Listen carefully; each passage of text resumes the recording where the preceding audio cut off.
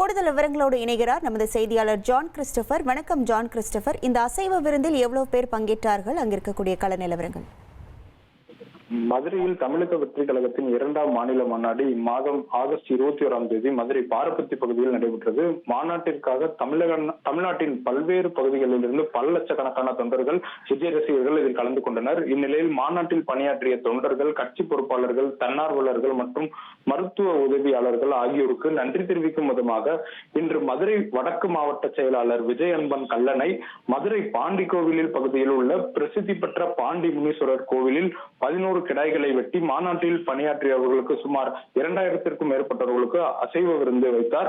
இதில் சாதம், எலும்பு குழம்பு, மட்டன் சுக்கா, சிக்கன் கிரேவி, குடல் கூட்டு, ரத்த பொரியல், முட்டை கிரேவி என விதவிதமாக அசைவ விருந்துகள் தயார் செய்யப்பட்டு அவர்களுக்கு பரிமாறப்பட்டது. அசைவ விருந்தில் மாநாட்டில் பணியாற்றிய தொண்டர்கள், கட்சி நிர்வாகிகள், பொறுப்பாளர்கள், தன்னார்வலர்கள், செவிலியர்கள் பங்கேற்று உணவருந்தி சென்றனர்.